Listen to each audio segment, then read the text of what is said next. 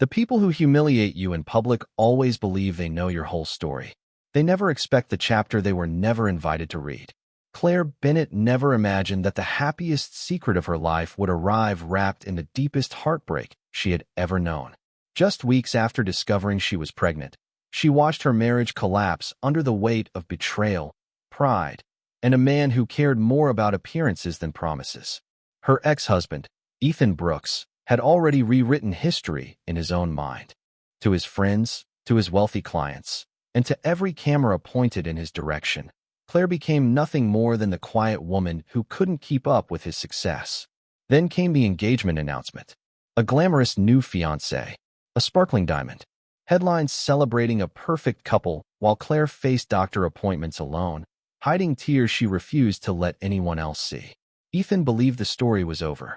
He believed he had erased her. Months later, beneath the dazzling chandeliers of New York's most exclusive charity gala, he prepared for one final performance. Surrounded by investors, politicians, celebrities, and the social elite, Ethan spotted Claire walking through the grand ballroom with her hand resting gently on the small curve of her pregnancy. A slow grin spread across his face.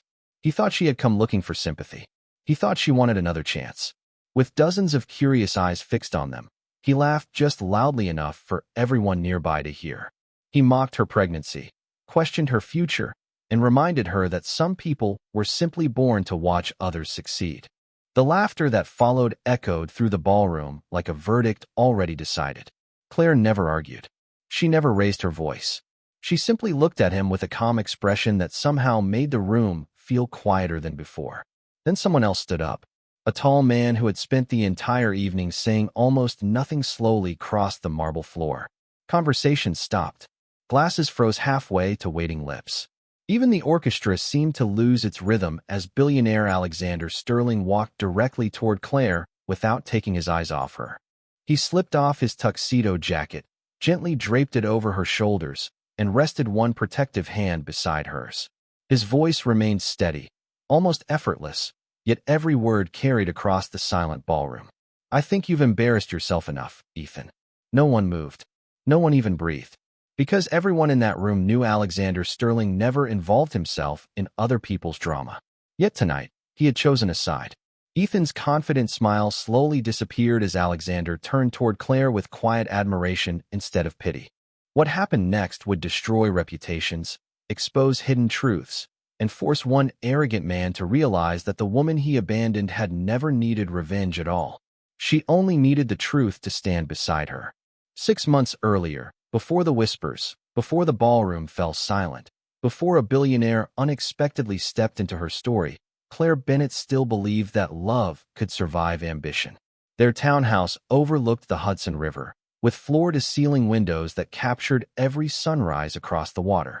Friends often admired the elegant furniture, the polished marble kitchen, and the photographs from charity galas and tropical vacations displayed throughout the living room. From the outside, Claire and Ethan Brooks looked like the couple every magazine wanted to feature. He was one of the fastest-rising commercial real estate developers in New York. She had quietly left a successful career in nonprofit event planning to support his demanding schedule, believing that marriage meant building one future together instead of two separate ones. Every morning, she packed his breakfast before he left for meetings. Every evening, she listened patiently as he described million-dollar negotiations, difficult investors, and endless business dinners. She celebrated every contract he signed as though it were her own accomplishment. When reporters praised Ethan's confidence and leadership, Claire smiled from the background, never asking for recognition because she believed their victories belonged to both of them. Somewhere along the way, however, success changed the language Ethan spoke. Conversations became schedules. Affection became convenience. Appreciation slowly disappeared, replaced by polite nods and distracted answers, while his attention remained fixed on glowing screens filled with emails, market reports, and invitations to exclusive social events. At first, Claire convinced herself it was only temporary. Every growing business demanded sacrifices. Every successful couple faced difficult seasons. She repeated those thoughts every night as she waited for headlights to appear in the driveway long after dinner had gone cold. Then came the canceled anniversaries, the forgotten birthdays, The vacations postponed because another investor wanted one more meeting. Ethan always promised they would make up for it later. Later became next month. Next month quietly became next year. Claire noticed another change that worried her even more. Ethan had begun introducing her differently. He no longer proudly called her his partner. Instead, she became his wife in the simplest possible terms, almost like another accessory that completed the image he wanted people to see. During business receptions, he often drifted toward influential guests, while leaving Claire standing alone with strangers who politely smiled before returning to conversations that never included her. She told herself not to overthink it. She reminded herself that confidence often looked colder than it really was. Still, every lonely drive home left another invisible crack in the life she was trying so hard to protect. One rainy Tuesday afternoon, everything changed with 2 blue lines on a pregnancy test. Claire sat quietly on the bathroom floor, holding the small plastic stick with trembling hands while joyful tears filled her eyes. She had dreamed about becoming a mother for years. Ethan had always insisted they wait until his company reached another milestone. There was always another project, another expansion, another financial goal. Yet as Claire rested both hands over her stomach, she felt something stronger than uncertainty. She felt hope. She imagined tiny footsteps running through the hallways, bedtime stories, family vacations, and Christmas mornings filled with laughter instead of business phone calls. She spent the rest of the afternoon planning how she would surprise Ethan with the news. She bought a tiny pair of white baby shoes from a boutique near Central Park and wrapped them inside a simple gift box with a handwritten card that read, "Our greatest adventure begins now." She waited that evening with nervous excitement as the clock moved past 7, then 8, then 9.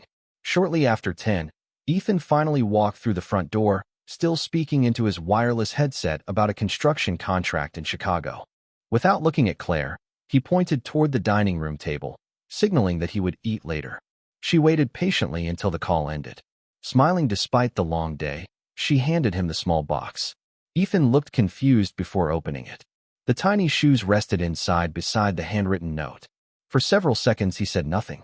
Claire searched his face, expecting surprise, maybe happy tears, perhaps even a laugh of disbelief. Instead, his expression remained unreadable. He slowly placed the shoes back into the box and exhaled deeply. "Claire," he finally said, "this is not a good time." She laughed softly, assuming he needed a moment to process such life-changing news. "There is never a perfect time," she whispered. "We will figure it out together." Ethan avoided her eyes. He walked toward the kitchen island and poured himself a glass of sparkling water before speaking again. "I cannot do this right now. My company is expanding nationally. Investors expect total commitment. A baby changes everything." Claire felt the room suddenly grow colder. "A baby changes everything because it becomes our family," she answered gently. "Is that not what we always wanted?" Ethan stared silently through the windows toward the dark river outside. When he finally turned around, the distance in his eyes frightened her more than his words ever could. In that moment, Claire realized she was standing beside a man who had spent so many years chasing success that he no longer recognized the greatest gift life had quietly placed in his hands. Claire barely slept that night. She remained awake long after Ethan disappeared into his home office, pretending to review financial reports while avoiding every conversation that mattered. The unopened gift box with the tiny baby shoes still rested on the kitchen counter, looking strangely out of place inside a home that suddenly felt unfamiliar. By sunrise, she convinced herself he simply needed time. Major news often surprised people differently. Surely he would come around.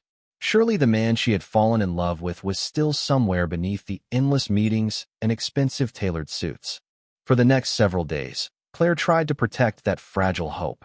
She attended her first prenatal appointment alone, smiling politely when the nurse asked whether her husband would be joining them. She answered that work had become unusually busy, a sentence she had repeated so many times over the past few years that it almost sounded natural. As she listened to the steady heartbeat of the tiny life growing inside her, tears quietly rolled down her cheeks. It was not sadness alone.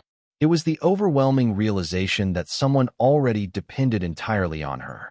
She made a silent promise that no matter what happened next, this child would always know unconditional love.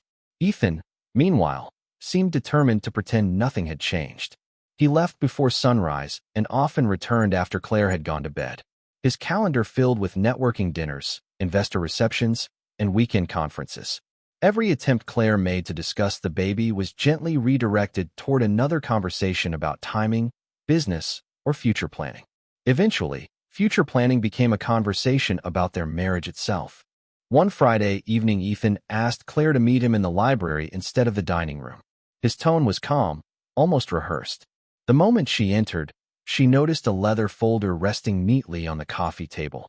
Her heart sank before he even spoke. Ethan folded his hands together and took a slow breath. "Claire, neither of us has been happy for a long time." She stared at him in disbelief. "You cannot honestly believe that this is because of both of us." He looked away. "People change." "No," she answered quietly. "People make choices." Silence settled between them. Outside, gentle rain tapped against the windows while the grandfather clock echoed through the room. Ethan finally opened the folder and slid several documents across the table. Divorce papers. Claire looked down without touching them. Her wedding ring suddenly felt heavier than it ever had before. "You already prepared everything," she whispered. "You decided before you even asked me." Ethan rubbed his forehead. "Dragging this out will only make it harder." "Harder for who?" she asked. "For the woman carrying your child? Or for the man worried about his public image?" Ethan's expression briefly tightened. "Claire, I think it would be better if we did not complicate things any further." Those words echoed inside her mind. Do not complicate things. As though their baby were an inconvenience instead of a miracle. As though 13 years together could simply be filed away beside old business contracts. Claire slowly lifted her eyes. "You still have not asked one question," she said. "Not one." Ethan frowned. "What do you mean?" "You have never asked how the baby is doing. You have never asked how I am feeling. You have never once smiled since I told you." Ethan remained silent. His silence answered everything. A week later, the divorce moved forward with astonishing speed. Lawyers handled nearly every conversation. Claire accepted a modest financial settlement, not because it reflected what she deserved, but because she wanted the process to end before the stress endangered her pregnancy. She packed only what truly belonged to her. Family photographs, books she had loved since college, her grandmother's quilt. The little white baby's shoes remained carefully wrapped inside their box. Everything else stayed behind. On the morning she left, she paused in the empty foyer one final time. She did not cry. She simply looked around the house where she had spent years believing she was building forever. Forever, she realized, cannot survive when only one person keeps choosing it. Claire rented a small apartment on the Upper West Side, just large enough for herself and the nursery she hoped to prepare before the baby arrived. The building was older, the floors creaked, and the kitchen was barely big enough for two people to stand together. Yet when she opened the windows each morning, she heard children laughing in the nearby park instead of traffic rushing toward corporate offices. For the first time in months, the silence around her felt peaceful instead of lonely. That peace lasted until one Saturday afternoon when her phone vibrated with dozens of notifications. Curious, she opened social media and immediately froze. Every major lifestyle page in New York featured the same glossy photographs. Ethan stood beside a striking blonde woman in a designer evening gown, smiling beneath sparkling lights while cameras flashed around them. Her name was Vanessa Hart, a rising fashion influencer whose face had become increasingly familiar across magazine covers and luxury advertisements. The headline announced their engagement with words that seemed carefully chosen to celebrate a glamorous new beginning. Claire stared quietly at the screen until she reached the final photograph. It showed Ethan placing an enormous diamond ring onto Vanessa's finger while friends applauded around them. The event had taken place at the same rooftop restaurant where he had proposed to Claire years earlier. Even the violin quartet appeared to be the same. Her chest tightened, not because she wanted him back, but because she suddenly understood how long he must have been planning a future that no longer included her. Before she could lock her phone, another image appeared. Vanessa had uploaded a short video thanking everyone who had supported their beautiful love story. Thousands of comments poured in celebrating what many called the perfect power couple. Several names caught Claire's attention. Former friends, former dinner guests. People who had once toasted her marriage were now praising its replacement without hesitation. She quietly set the phone face down on the kitchen table and rested both hands over her growing stomach. After several long moments, she whispered the only words that truly mattered. "You and I are enough." At that exact moment, a cream-colored envelope slipped through the mail slot of her apartment door. It landed softly against the hardwood floor. Claire walked over, picked it up, and noticed there was no return address, only her full name written in elegant handwriting unlike anything she had seen before. Claire turned the envelope over several times before carefully breaking the seal. Inside was a single ivory invitation embossed with silver lettering. It invited her to attend the Sterling Foundation Winter Gala, one of the most exclusive charity events in New York. The location was instantly familiar. It was the very ballroom where Ethan loved to celebrate his biggest business victories. At the bottom of the invitation, a handwritten note had been added in elegant ink. It simply read, "You deserve to be seen again." There was no signature. Claire read the sentence 3 more times, searching for a clue that never appeared. She had no connection to the Sterling Foundation. She had never met anyone from the Sterling family. The invitation made no sense, yet something about the handwritten message stayed with her throughout the day. For the first time since the divorce, someone had acknowledged her existence without asking what she had lost. Instead, they reminded her that she still deserved to be seen. She tucked the invitation into a drawer beside her prenatal appointment records and decided not to think about it again. Life demanded her attention elsewhere. Medical appointments became more frequent as her pregnancy progressed. She carefully stretched every dollar from the divorce settlement while searching for flexible freelance work she could complete from home. Former nonprofit colleagues occasionally sent small event planning projects her way, grateful for her professionalism and attention to detail. The income was modest, but every completed assignment restored a little of the confidence she thought she had left behind in her old life. Claire slowly rebuilt a daily routine centered around hope instead of regret. Every morning, she walked through Riverside Park before the city became crowded. She greeted the same dog walkers, bought herbal tea from the same neighborhood cafe, and stopped at a tiny bookstore whose elderly owner always insisted that every child deserved shelves filled with stories. Those simple moments reminded her that happiness did not always arrive with luxury. Sometimes it quietly waited inside ordinary routines. One chilly Saturday morning, as Claire balanced 2 cups of tea while leaving the cafe, someone accidentally stepped aside to hold the door at the exact moment she reached it. She lost her footing slightly, and 1 cup tipped dangerously toward the sidewalk. Before it could fall, a steady hand caught it with surprising ease. "I think your tea was trying to escape," a calm voice said with an amused smile. Claire looked up. The man standing before her appeared to be in his early 40s, dressed simply in a charcoal overcoat without the obvious designer labels that often filled Manhattan's wealthiest neighborhoods. His expression carried an unusual sense of quiet confidence, the kind that never needed attention. "Thank you," Claire replied with an embarrassed laugh. "That would have been a very expensive accident. Not as expensive as replacing your favorite coat," he answered, handing the cup back carefully. They exchanged polite smiles before Claire started walking toward the park. After several steps, she realized the stranger was heading in the same direction. Neither hurried the conversation. They spoke about the unusually warm winter, the crowded city, and the challenges of finding peaceful places in Manhattan. The conversation felt refreshingly normal. He never asked whether she was married. He never looked awkwardly at her pregnancy. He never treated her with pity. Instead, he asked which books she enjoyed reading and whether she preferred sunrise walks or sunset walks. Claire found herself answering questions she had not heard in years because no one around her had seemed interested enough to ask them. When they reached the park entrance, the stranger extended his hand politely. "Alexander Sterling," he said. Claire blinked in surprise. The name immediately reminded her of the invitation hidden inside her apartment drawer. "Claire Bennett," she replied. Alexander nodded warmly as though he already knew the name, but chose not to mention it. "It was nice meeting you, Claire. I hope the rest of your day is kinder than your tea." She smiled genuinely, perhaps for the first time in months. "Thank you. I hope yours is too." They walked in opposite directions, yet Claire caught herself looking back once. Alexander had already disappeared into the morning crowd without attracting a single glance from the people around him. He looked nothing like the larger-than-life Billionaire magazines occasionally mentioned. There were no security guards. No expensive sports car waiting nearby. No performance.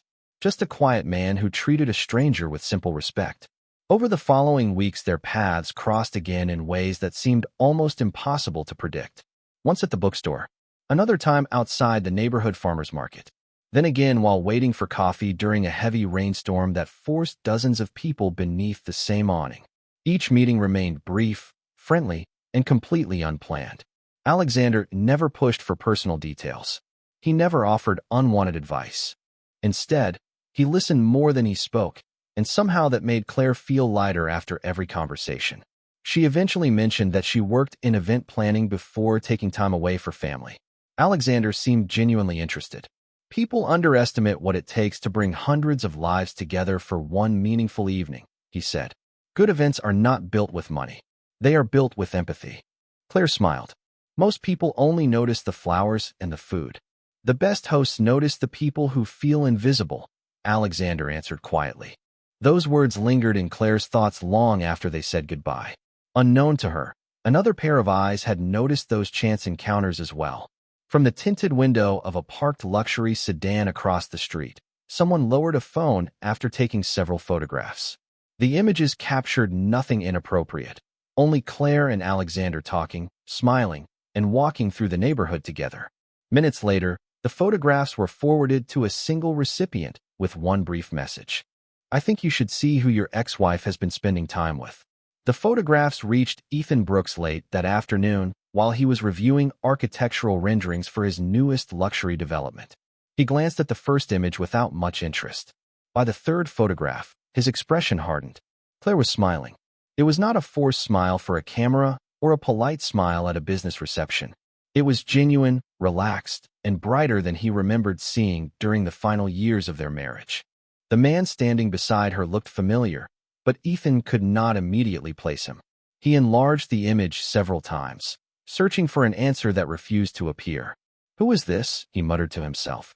A few minutes later, he forwarded the photographs to a private investigator his company occasionally hired for corporate background checks. The instructions were short. Find out everything about him.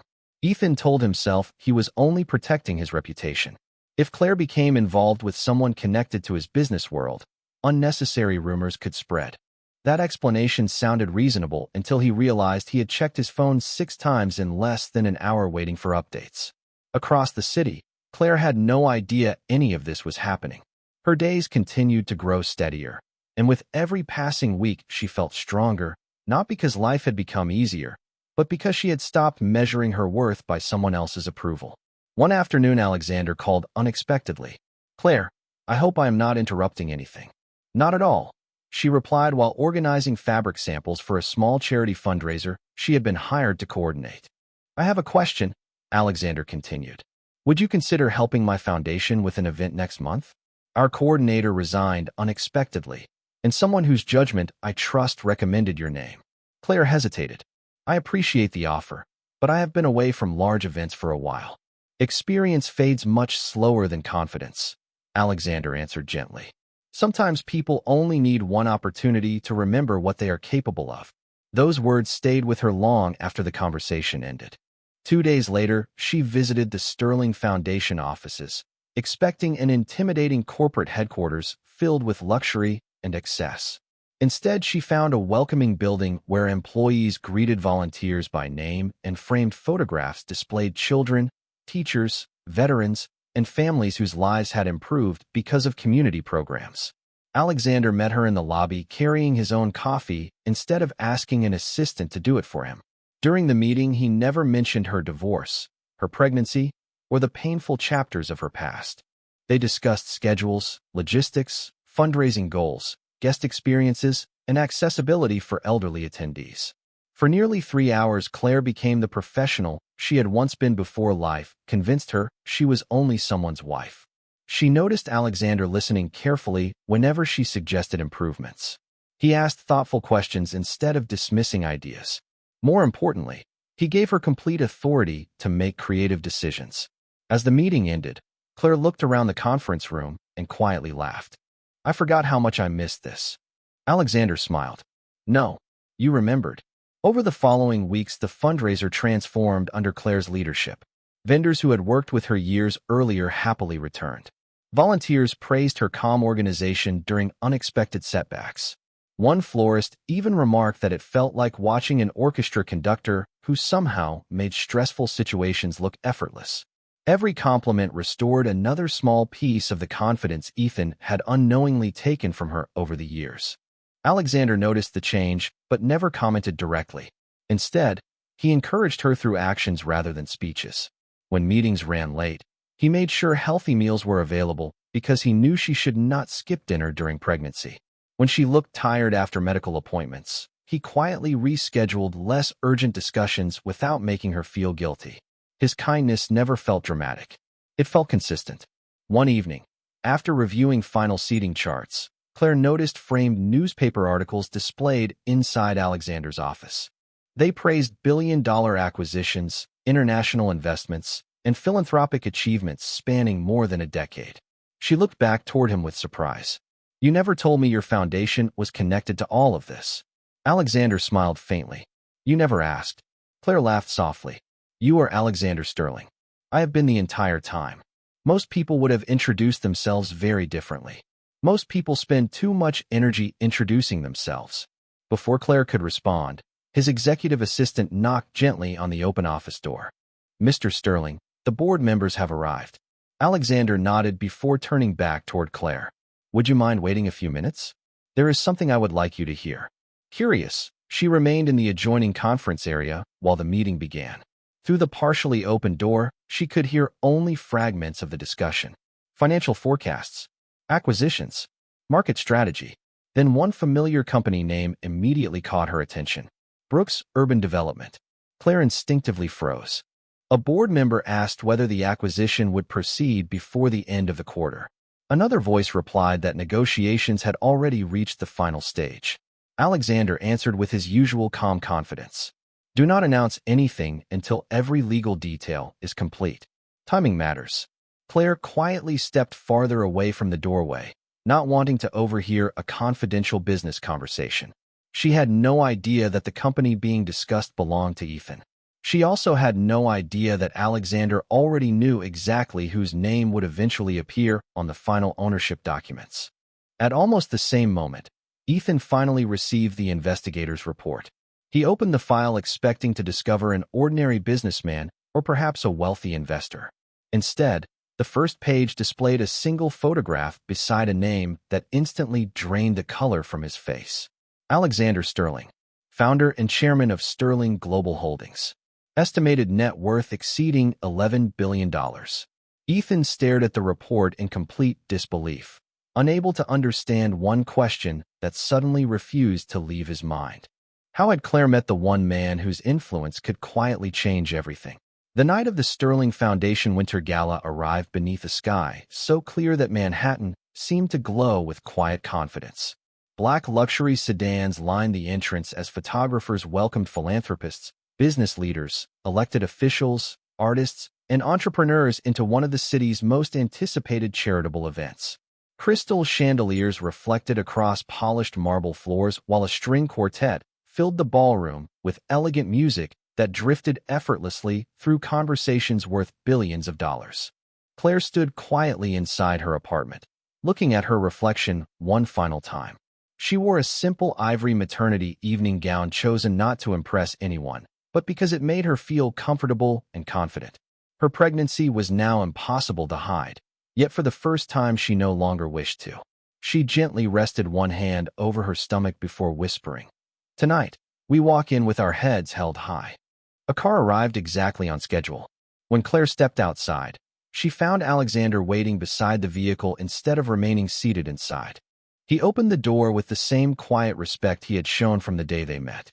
"You look ready," he said with a warm smile. Claire laughed softly. Ready is a generous word. Courage usually looks like uncertainty until someone chooses to take the first step. During the drive, they spoke very little. Neither needed to rehearse what might happen. Alexander never instructed Claire how to behave or what to say if she encountered Ethan. The evening belonged to her, not to him. As the car approached the illuminated entrance, photographers immediately recognized Alexander Sterling. Camera flashes erupted across the sidewalk. Event staff hurried forward to greet him personally. Then Claire stepped out beside him. Several reporters exchanged confused glances. None recognized the elegant pregnant woman walking calmly beside one of the country's most respected business leaders. Instead of rushing ahead toward waiting executives, Alexander slowed his pace to match Claire's. Without making a grand display, he offered his arm. She accepted with quiet gratitude. Together, they entered the ballroom. Conversations paused almost immediately. Some guests smiled politely, while others whispered behind raised glasses. More than one executive discreetly searched their memory, trying unsuccessfully to identify Alexander's companion. Claire noticed the attention but refused to lower her eyes. She had spent too many months feeling invisible. Tonight, she simply walked forward. Across the ballroom, Ethan Brooks stood surrounded by investors and longtime clients, while Vanessa Hart entertained a circle of fashion editors with effortless charm. Ethan had spent weeks preparing for this evening, believing another successful public appearance would strengthen his company's image before several important negotiations. Then he noticed movement near the entrance. His smile disappeared. Claire had arrived. Not alone. Standing beside Alexander Sterling. Vanessa followed Ethan's gaze before quietly asking, "Is that your ex-wife?" Ethan answered without taking his eyes off Claire. "Yes." Vanessa studied Claire for another moment before forcing an amused smile. Interesting choice of company. Ethan remained silent. Something felt wrong. Alexander Sterling rarely attended public events with personal guests. The sight alone was enough to attract attention from nearly everyone in the room. Determined not to appear unsettled, Ethan placed a confident smile back on his face and began walking toward them with Vanessa at his side. Several guests instinctively turned to watch. They sensed an uncomfortable reunion before a single word had been spoken. Ethan stopped only a few feet away. "Claire," he said pleasantly enough for nearby guests to hear. "I almost did not recognize you." Claire smiled politely. "Good evening, Ethan." His eyes briefly dropped toward her pregnancy before returning to her face. "I hope life has been treating you well." "It has taught me many valuable lessons," Claire answered calmly. Vanessa stepped forward with an elegant smile that never reached her eyes. "We have heard so much about you. Ethan always says you preferred a quieter life away from these kinds of events. I suppose people change." Claire looked at Vanessa without resentment. Sometimes they simply remember who they were before other people told them who to become. A few nearby guests exchanged subtle glances. Ethan laughed lightly, attempting to regain control of the conversation. "I have to admit, Claire, I am surprised to see you here. These events can be exhausting, especially considering your condition." Several people looked toward Claire's pregnancy. Ethan continued speaking with carefully measured confidence. "Still, I suppose everyone deserves one memorable evening now and then." His words sounded courteous on the surface, yet the implication beneath them landed exactly as intended. A few uncomfortable smiles appeared among those listening. Claire remained completely composed. She neither defended herself nor challenged him. She simply rested one hand gently over her stomach and answered with quiet sincerity. "You are right about one thing, Ethan. Some evenings change everything." Before Ethan could respond, the master of ceremonies stepped onto the stage and welcomed guests to the Foundation's annual gala. Moments later, he invited Alexander Sterling to deliver the opening remarks. The ballroom erupted in applause. Alexander turned toward Claire before walking onto the stage. Their eyes met briefly, and he gave a reassuring nod that required no words. Claire watched him join the spotlight, while Ethan folded his arms with growing uncertainty. Alexander thanked the guests for supporting the Foundation's charitable mission before speaking about dignity, opportunity, and the responsibility that accompanies success. Then his tone became more personal. "Every year we recognize someone whose quiet strength reminds us why compassion matters more than status." This year's honoree never asked for recognition. In fact, she spent much of the past year believing the world had forgotten her. Yet she continued showing kindness, professionalism, and remarkable courage without expecting anything in return. Claire looked around in confusion. She had no idea who he was describing. Alexander smiled gently from the stage. "Claire Bennett, would you please join me?" Hundreds of heads turned toward her at once. Ethan's confident expression finally cracked as Claire slowly rose from her chair, completely unaware that the most unforgettable moment of the evening had only just begun. Claire slowly made her way toward the stage as hundreds of guests watched in complete silence. Every step felt unreal. She glanced briefly at Alexander, silently asking whether there had been some mistake, but his calm smile assured her there was none. When she reached the stage, he offered his hand to help her up the final step before turning back toward the audience. There are many ways to measure success, Alexander began. Some people count buildings, bank accounts, or headlines. I have spent enough years in business to know those numbers can disappear overnight. Character cannot. Integrity cannot. Kindness cannot. The ballroom remained perfectly still. Several months ago, he continued, our foundation faced an unexpected challenge. We needed someone to organize one of our largest fundraising initiatives on extremely short notice. Many experienced professionals declined because the deadline seemed impossible. One person accepted without asking about recognition, publicity, or personal benefit. She simply asked how she could help. Claire lowered her eyes, overwhelmed by emotions she had not expected to feel. Alexander smiled toward her before continuing. Because of Claire Bennett's leadership, this year's campaign exceeded every fundraising goal in the foundation's history. Thousands of families will receive support because one woman refused to let personal hardship define her future.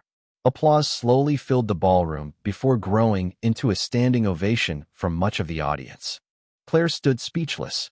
She had spent so many months believing she had become invisible that hearing complete strangers applaud her work felt almost impossible to understand. Across the room, Ethan remained frozen. He watched respected business leaders, philanthropists, and elected officials applauding the woman he had quietly dismissed as someone who could no longer keep pace with his ambitions. Alexander raised one hand gently, allowing the applause to settle. There is one more announcement I would like to make this evening. Several executives exchanged curious glances.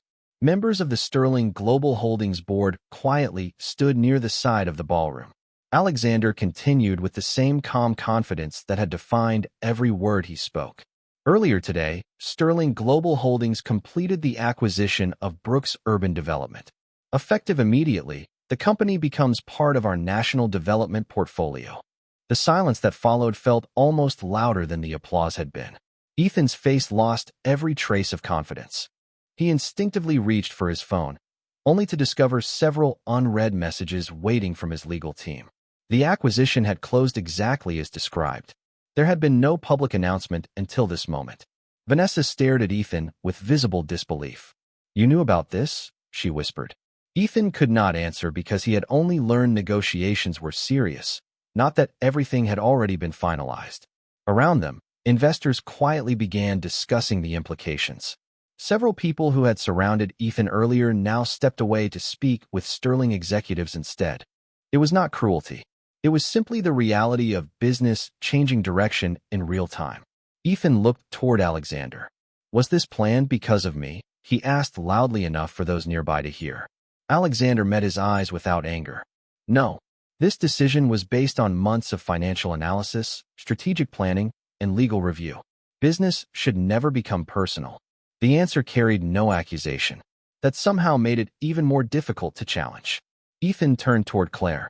"Did you know?" Claire slowly shook her head. "No. I heard your company's name mentioned only by accident. I never asked questions because they were not my business." Ethan searched her face for satisfaction, expecting to find revenge, triumph, or resentment. Instead, he found something completely unexpected. Peace. Claire stepped forward only once. Her voice remained gentle, yet every word reached the quiet ballroom. "For a long time, I believed losing our marriage meant I had lost my future. I spent months wondering what was wrong with me. Then I realized something important. I was never too quiet. I was never too ordinary. I was simply trying to earn love that should never have required proof." Several guests lowered their eyes, recognizing the truth in her words. Claire rested one hand over her stomach before continuing. "This child taught me that my value was never determined by whether someone chose to stay. It was determined by the kind of person I decided to become after they left." No one applauded immediately. The silence itself became a sign of respect. Ethan looked at the woman standing before him and finally understood what he had truly lost. It had never been the perfect spouse for public appearances. It had been the one person who believed in him long before success arrived. Vanessa quietly removed her hand from Ethan's arm. Without speaking, she stepped away and disappeared into the crowd. unwilling to remain at the center of a story that no longer belonged to her. Alexander approached Claire once more, not to stand in front of her, but beside her. He never attempted to speak for her or claim credit for her strength. He simply offered the same quiet support he had shown from the beginning. As photographers captured the closing moments of the ceremony, the image that would appear across newspapers the next morning was not one of humiliation or scandal. It showed a composed pregnant woman smiling with quiet confidence beside a man who respected her, while another man stood silently facing the consequences of choices that money could never undo. 3 months later, the first light of spring poured through the nursery window as Claire gently rocked her newborn daughter to sleep. The little room was filled with soft colors, well-loved books waiting on nearby shelves, and the quiet peace that only comes after a long season of storms. Claire smiled as tiny fingers wrapped around one of hers with surprising strength. She had once believed her greatest fear was raising a child alone. Now she understood that her greatest blessing had been discovering her own strength before teaching it to someone else. The weeks following the gala had changed more than newspaper headlines. The story that spread across New York was not about scandal or revenge. Instead, people admired the remarkable fundraiser who had quietly transformed a charitable event while carrying herself with grace through personal hardship. Several nonprofit organizations reached out to Claire with offers to lead future projects, and before long she founded her own event planning company dedicated to supporting charities, children's hospitals, and community organizations. Success arrived slowly, built one relationship at a time instead of one dramatic moment. It felt honest because she had earned every opportunity through hard work rather than public sympathy.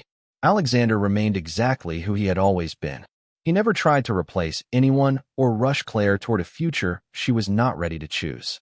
He visited often, bringing books instead of expensive gifts, helping assemble nursery furniture without announcing it to the world, and sitting quietly beside Claire during long afternoons when the baby refused to sleep. Sometimes they shared coffee while discussing foundation projects. Other times they simply watched the little girl discover the world one curious smile at a time. Respect came first. Friendship followed naturally. Trust grew without pressure.